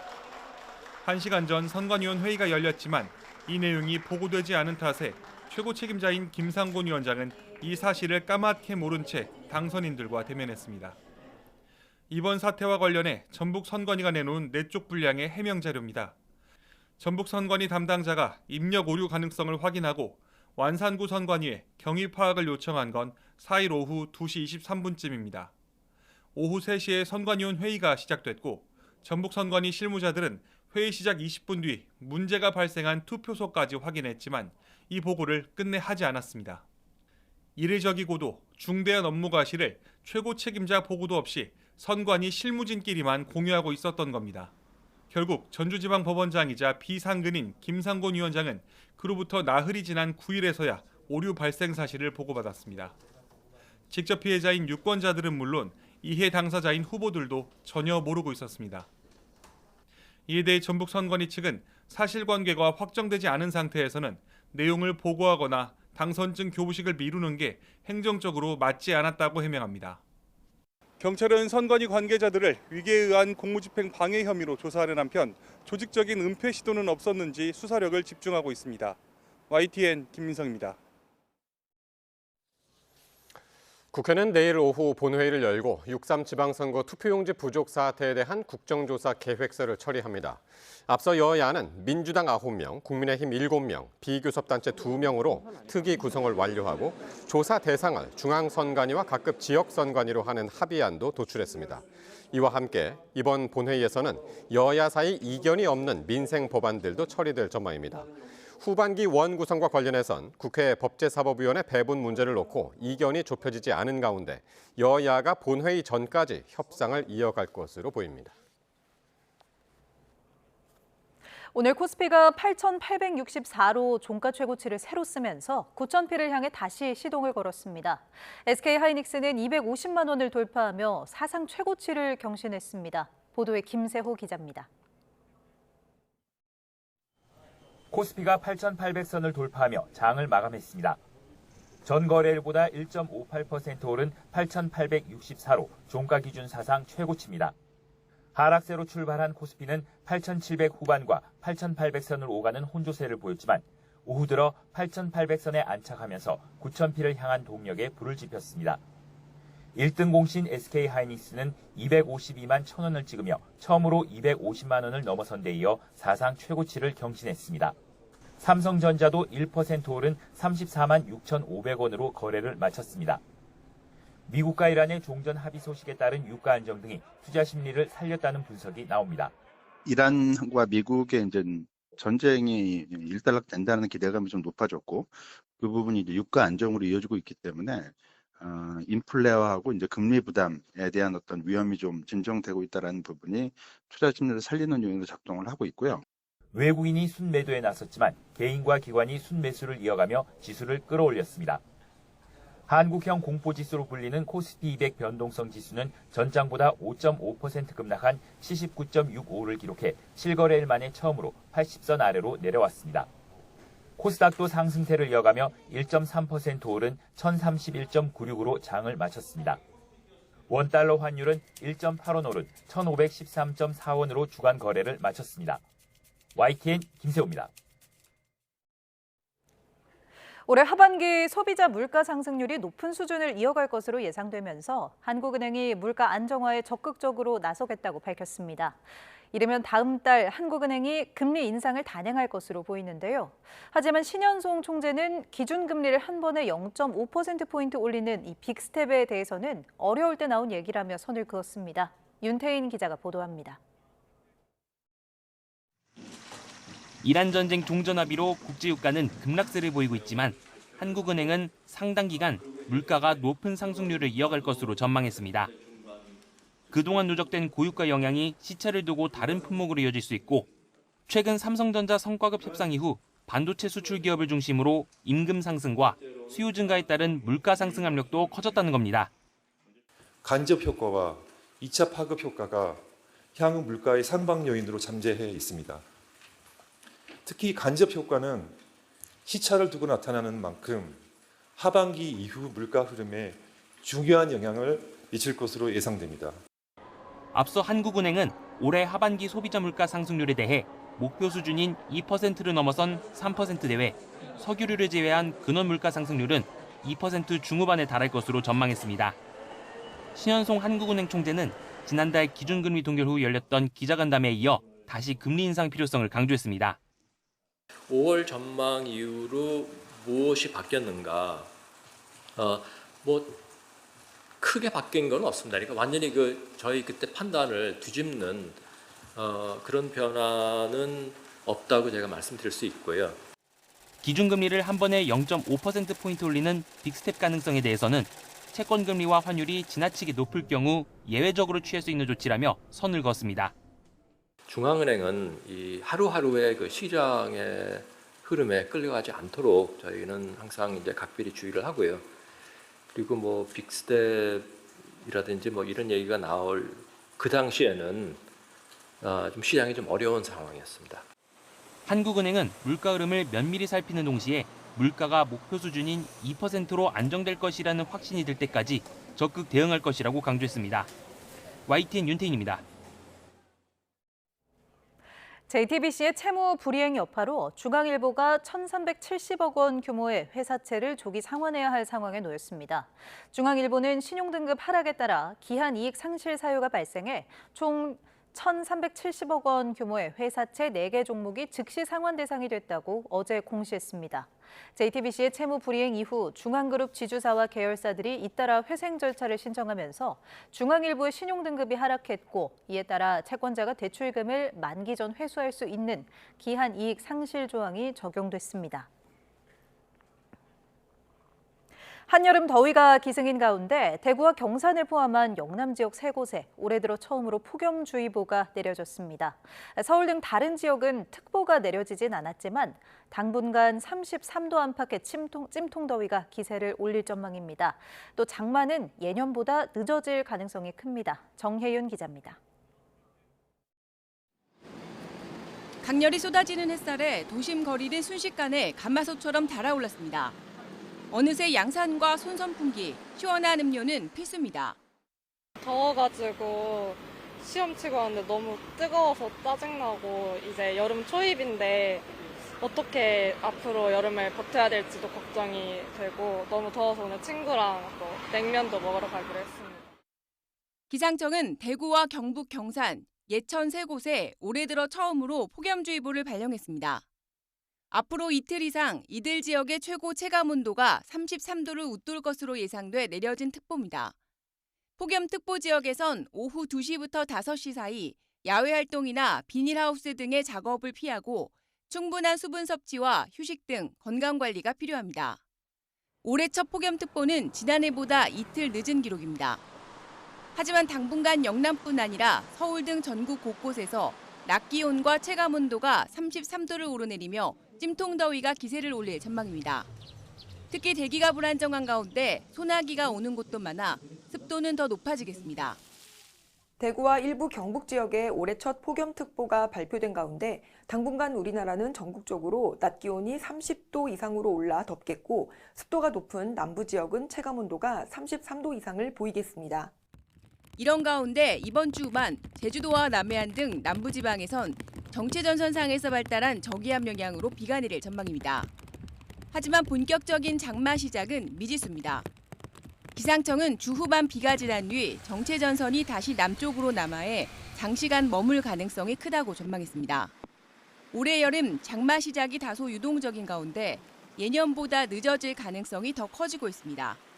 YTN 정혜윤입니다. 인천 자원순환시설에서 신체 일부가 발견된 지 일주일이 됐지만 수사는 좀처럼 속도가 나지 않고 있습니다. 경찰은 폐기물 수거 트럭의 차고지 CCTV까지 전수조사하며 구체적인 사건 경위를 파악하는 데 집중하고 있습니다. 정영수 기자입니다. 인천 송도에 있는 자원순환시설에서 41cm 길이의 사람의 다리 일부가 발견된 건 지난 10일입니다. 경찰이 대규모 수사 본부까지 꾸렸지만 여전히 피해자가 누군지, 어떻게 자원순환시설에 반입됐는지 등은 오리무중입니다. 피해자는 161cm에서 165cm 정도 키의 성인으로 추정된다는 국과수 감정 결과가 전부입니다. 경찰은 40여 명의 인력을 추가 투입해 모두 100여 명 규모의 수사팀을 가동해 폐기물 수거 트럭이 지나간 동선을 역추적하며 차고지 등의 CCTV를 전수조사 중입니다. 또 운전자들과 함께 수거 동선을 돌아보는 등 사건 당일 수거 트럭이 지난 경로를 파악하는 데 집중하고 있습니다. 시신 발견 당일 자원순환시설을 드나든 수거 트럭만 34차례인 만큼 탐문의 범위가 방대해 CCTV 보관 기간이 만료되기 전에 최대한 많은 자료를 확보해둔다는 방침입니다. 시신 반입 경로를 추적하는 동시에 경찰은 성인 실종자나 미귀가자 등의 DNA를 확보해 시신의 유전자 정보와 대조하며 피해자 신원 파악에도 총력을 다하고 있습니다. 경찰은 피해자가 누구인지 확인하는 것이 끔찍한 사건의 단초를 풀 열쇠로 보고 있지만 자칫 수사가 장기화하는 것 아니냐는 전망도 나옵니다. YTN 정영수입니다. 경기 남부경찰청은 태어난 직후 중태에 빠져 치료받던 신생아가 끝내 숨진 사건에 대해 직접 수사에 착수했습니다. 경기 남부경찰청 광역범죄수사대 의료수사팀은 오늘 경기 군포경찰서에서 사건을 이관받은 것으로 파악됐습니다. 경찰은 병원에서 현장 CCTV를 확보하고 내일 고소인을 불러 조사할 계획입니다. 5.18 민주화운동을 모독했다는 논란이 불거진 스타벅스 탱크데이 이벤트를 수사하는 경찰이 신세계그룹 관계자를 참고인 신분으로 불러 조사했습니다. 수사 착수 한 달을 맞은 가운데 경찰은 적용 가능한 혐의를 놓고 연일 고심을 이어가고 있습니다. 조경원 기자가 보도합니다. 신세계그룹 양종환 감사팀장이 서울경찰청 공공범죄수사대에 참고인 신분으로 출석했습니다. 지난달 26일 탱크데이 논란에 대해 정용진 신세계그룹 회장이 대국민 사과한 지 22일 만입니다.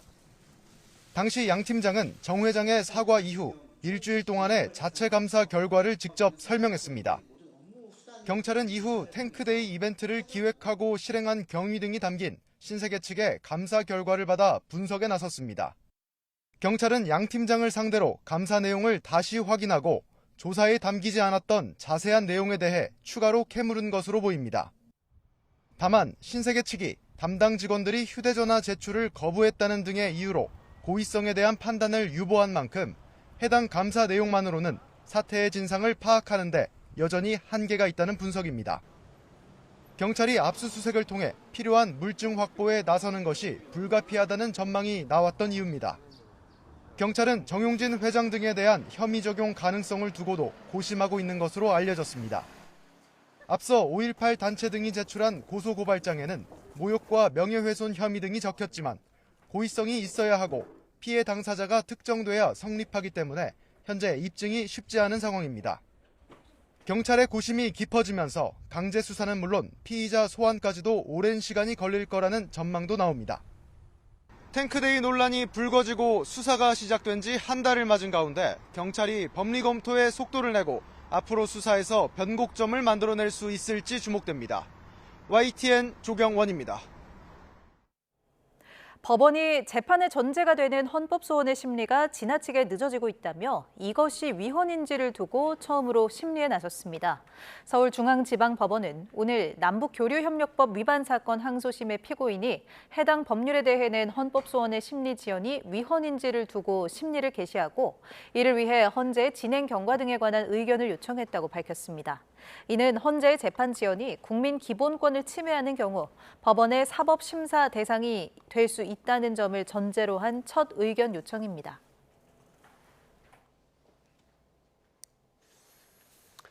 미국과 이란이 오는 19일 스위스 알프스 산에 있는 휴양지에서 종전 양해각서에 공식 서명합니다.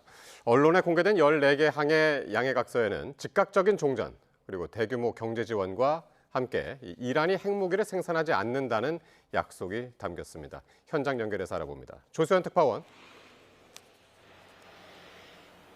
네, 스위스 브리겐슈토크에 와 있습니다. 예, 지금 서명식 장소 근처에 가 있는 거죠? 네, 그렇습니다. 미국과 이란이 종전 양해각서를 체결하는 곳은 스위스 알프스 산에 있는 휴양지 브리겐슈토크 리조트입니다.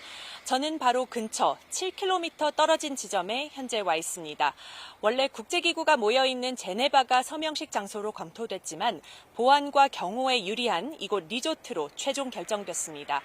이 소식이 전해진 뒤 루체른을 비롯한 인근 지역 호텔들은 거의 만실이 될 정도로 서명식에 대한 관심이 뜨겁다는 것을 실감할 수 있었습니다. 때문에 저희 YTN 취재진도 숙소를 확보하는 게 쉽지 않았습니다. 양해각서에는 양측 협상대표인 JD 벤스 미국 부통령과 갈리바프 이란 의회의장이 서명할 것으로 보이는데요. G7 정상회의 참석차 프랑스에 머물고 있는 트럼프 대통령은 본인이 직접 참석할 가능성도 배제하지 않았습니다. 트럼프 대통령은 또 양해각서가 최종안이 아니라면서 마음에 들지 않을 경우 공습을 다시 할 수도 있다고 경고했습니다. 이어 양해각서에는 이란에 대한 즉각적인 제재 완화가 포함되어 있지는 않다면서 이 문제는 추후 논의될 것이라고 덧붙였습니다. 그렇군요. 그런데 이 양해각서 전문이 미국 언론을 통해서 공개가 됐는데 구체적으로 어떤 내용들이 담겨 있었습니까? 네, 블룸버그 통신이 14개 항의 양해각서 전문을 입수해 공개했는데요. 양측은 먼저 모든 전선에서 즉각적인 종전을 선언하고 60일 안에 최종 합의를 이룰 것을 약속했습니다. 미국은 즉시 해상 봉쇄를 해제하고 이란과 함께 30일 이내 호르무즈 해협 통항이 전쟁 이전 수준으로 회복될 수 있도록 협력하기로 했습니다. 이란 재건에는 최소 3천억 달러가 지원됩니다. 최종 합의가 이루어지면 UN 안전보장이사회와 국제원자력기구 결의안, 또 미국의 독자 제재 등 모든 제재가 종료됩니다. 이와 함께 핵무기를 만들지 않는다는 이란의 약속도 담겼는데요. 다만 이 부분에 대해서는 구체적인 내용은 최종 합의에서 다루기로 하고 그때까지 이란 핵 프로그램은 현상 유지됩니다. 또 최종 합의 이후에는 이란의 동결 자산도 완전히 풀리게 됩니다. 양국은 아직 최종 합의안을 공개하지는 않았는데 블룸버그 통신은 기술적 세부 사항을 여전히 조율 중이라고 전했습니다. 지금까지 스위스 브리겐슈토크에서 YTN 조수연입니다. 전당대회를 앞둔 민주당의 주도권 싸움 속에 정청래 대표는 친정청래, 친김민석 구도는 악의적인 갈라치기라며 민주당 모두는 친명이라고 강조했습니다. 이재명 대통령이 돌아오는 내일 귀국 행사에도 배웅 때와 달리 초대받았습니다. 임성재 기자의 보도입니다. 이재명 대통령의 순방 행보는 국민의 품격과 자부심이라고 한껏 추앙한 정청래 대표는 민주당 모두는 친명이라고 강조했습니다. 이른바 명청 갈등을 일축한 건데 나아가 가짜뉴스성 언론과 유튜브에 대해선 강력하게 법적 조치하겠다고 경고했습니다. 일부 언론에서는 친청파가 어떻고 친석파가 어떻고 저도 알 수 없는 악의적 갈라치기에 골몰하고 있습니다. 정 대표는 당원표의 가치를 높인 1인 1표제로 노무현과 이해찬의 꿈이 이뤄지게 될 거라며 강성지지층에 구애하는 동시에 당내 일부 반발도 잠재웠습니다. 국회의원들은 개파 보수의 눈치를 보지 않고 당원들의 평가에 의해 자신의 정치적 진로를 결정하게 됩니다. 이재명 대 정청래란 부담스러운 구도 속에 전당대회에서 당원 평가를 받겠다는 뜻을 내비친 셈인데 면전 비판은 이날도 계속됐습니다. 비당권파는 지방선거 백서 계획을 정조준, 패배한 감독이 평가서를 쓰면 누가 신뢰하느냐며 정 대표의 정권은 짧다는 말을 돌려줬습니다. 당원은 영원하지만 당권은 유한하다는 말씀 분명히 드립니다. 온건하게 나름 중심을 잡아온 인물들의 쓴소리도 시작됐습니다. 돛담배 운전 실력으론 항공모함을 이끌 수 없다. 개인의 정치 여정보단 이재명 정부의 성공을 우선해야 한다는 등 즉각 사퇴를 넘어 전당대회 불출마를 촉구하는 목소리가 나온 겁니다. 그래서 여권의 시선은 이 대통령의 유럽 순방 귀국 환영 행사에 집중됩니다. 청와대는 대표와 원내대표 등 민주당 지도부가 참석한다고 공지했는데 출국길에 이례적으로 배웅해 뒷말을 낳았던 김민석 국무총리 역시 함께할 예정입니다.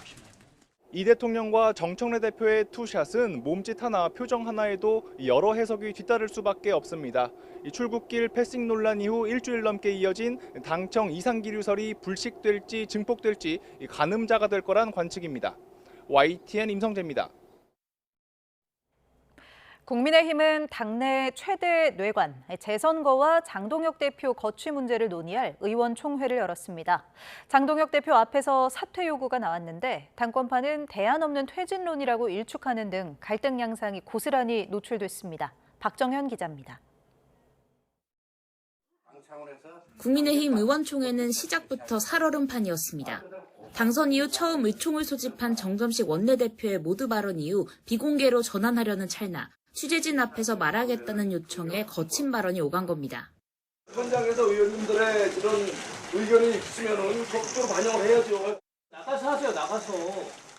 절차를 밟아서 만류 끝에 언론이 퇴장하고 진행된 회의에선 재선거와 장동혁 대표 거취가 최대 화두였습니다. 장 대표가 선거 패배 책임론을 회피한 채 전국 재선거를 내세워 자리 보전에 치중한다는 비판이 줄을 잃은 것으로 전해졌는데 장 대표 거취 표명 요구에 장내에선 박수가 터져나오기도 했습니다. 이재명 정부에 대한 진정한 심판이 돼야 될 이 선거가 장동혁 대표에 대한 심판론이 되고 말았다는 과거 어느 당의 모 대표처럼 찌질이 소리를 면치 못할 것이다.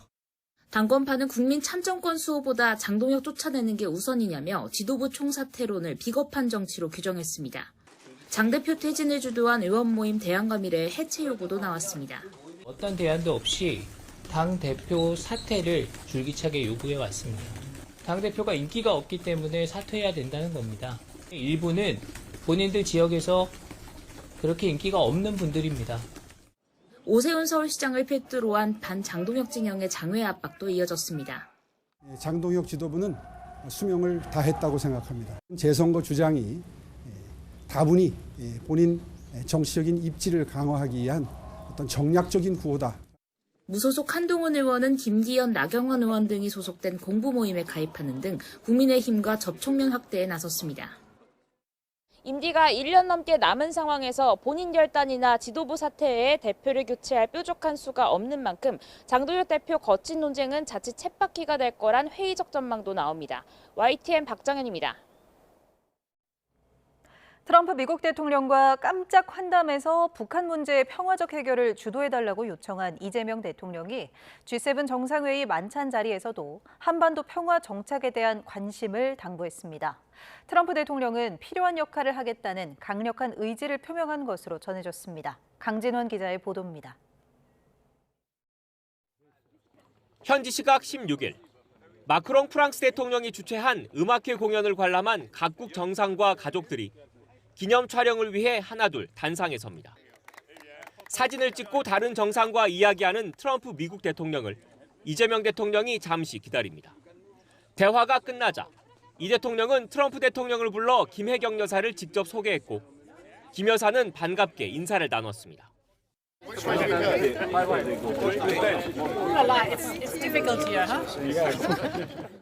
이어진 공식 만찬에서 이 대통령은 트럼프 대통령 바로 옆자리에 앉았습니다. 한미 정상 간 우호와 친목을 도모하고 긴밀하게 상호 관심사를 논의했다고 청와대는 밝혔습니다. 관심이 쏠렸던 G7 계기 별도의 공식 양자 회담은 없었지만 한미 동맹과 중동 정세, 한반도 현안 등에 대해 자연스레 의견을 교환한 겁니다. 트럼프 대통령은 한반도 문제 진전을 위해 자신으로서도 필요한 역할을 해나가겠다는 강력한 의지를 표명하고 이 대통령은 G7 회원국과 초청국 정상들이 모인 확대 회의에선 글로벌 불균형 성장을 해결하기 위한 국제사회의 협력을 강조했습니다. 에너지와 핵심 광물 공급망의 안정을 위한 노력 필요성도 화두로 꺼냈습니다.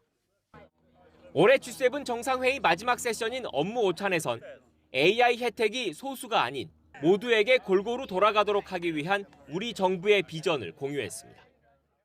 9박 10일간의 유럽 방문 일정을 마친 이 대통령은 순방 성과와 과제를 점검하고 쌓여있는 국내 현안에 다시 집중할 것으로 보입니다. 정상회의장 인근 제네바에서 YTN 강진원입니다.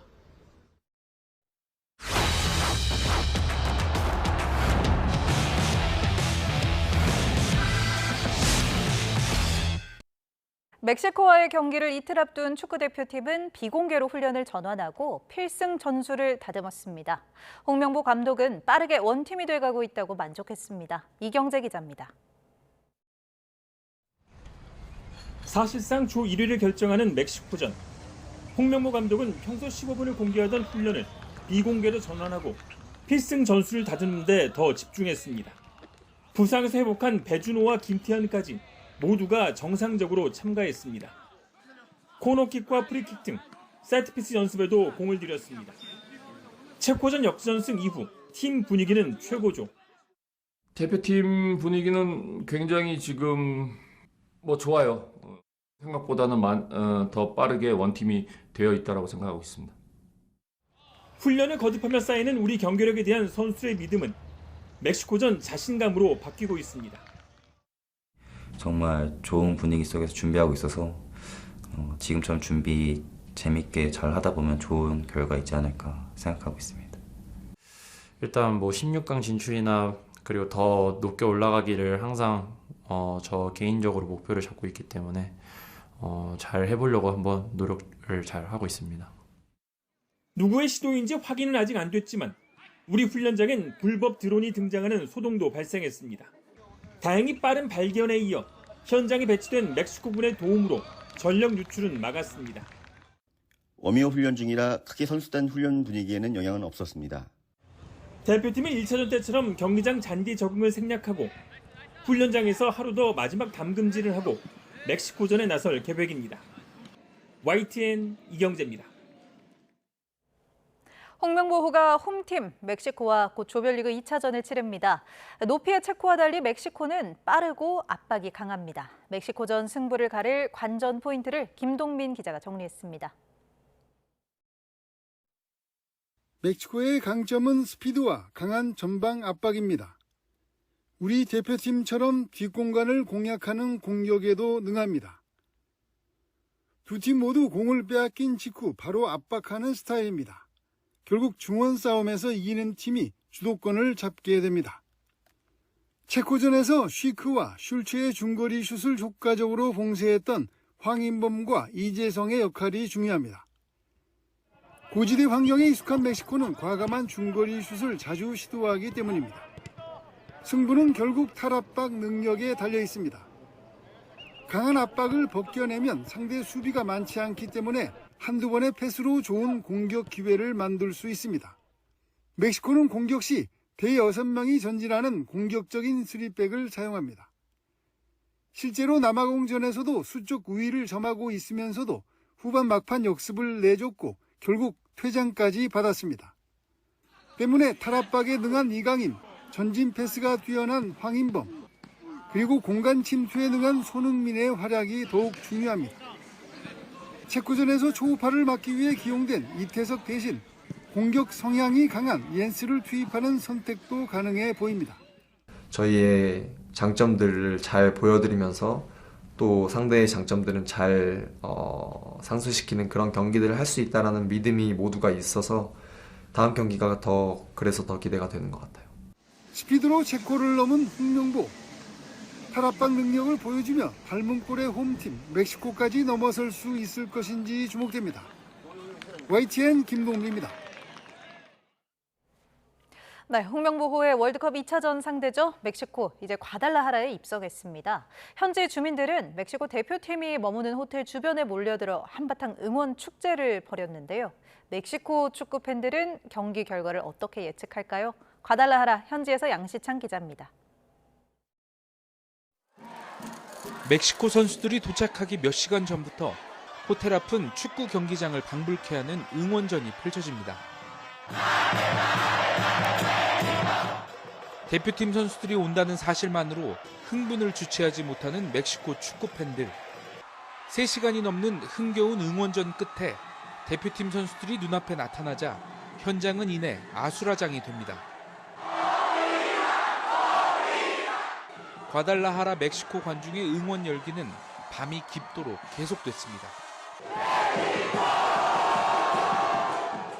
우리나라와의 월드컵 경기가 다가오면서 시내의 축제 분위기도 더 무르익고 있습니다. 저는 지금 과달라하라 시내의 중심지에 나와 있습니다. 이제 멕시코전이 이틀 앞으로 다가왔는데요. 이곳 현지 주민들은 한국과 멕시코전을 어떻게 예상하고 있을까요? 제가 직접 가서 물어보겠습니다. Mexico, of course. I think it's going to be 2-1 because Mexican selection has been very well prepared. Veo ganando 2-1. Va a ser un partido reñido donde los anotadores van a ser Raúl Jiménez, Quiñones y Heung-min Son. 대부분 멕시코의 승리를 예상했지만 두 팀이 무승부를 기록한다는 응답도 있습니다. Corea 2, México 2. El equipo de Corea es muy bueno jugando el soccer y México pues también es muy bueno. Son rivales iguales. 현장에서 만난 멕시코 축구 팬들은 한국전이 조별리그에서 가장 중요한 경기라는 점에는 이견이 없었습니다. 광장과 호텔 앞에서 보여준 멕시코 축구 팬들의 축구 사랑과 응원 열기는 경기 당일 더 뜨겁게 펼쳐질 전망입니다. 과달라하라에서 YTN 양시창입니다. 네, 잠시 방금 들어온 뉴스 속보 전해드리도록 하겠습니다. 국민의힘 집단 입당 의혹 신천지 전 간부들에 대한 구속영장이 발부됐다는 소식이 들어왔습니다. 조금 전 서울지방법원은 신천지 2인자인 고동환 전 총무 등 3명에 대한 구속영장을 발부했습니다. 이들은 지난 20대 대선 경선과 22대 총선 경선에서 특정 후보를 지원하기 위해 신도들에게 국민의힘 책임당원 가입을 강제한 혐의를 받고 있습니다. 정교유착합동수사본부가 출범한 지 5달 만에 첫 번째 신병 확보입니다. 더 자세한 소식은 이어지는 뉴스에서 전해드리도록 하겠습니다.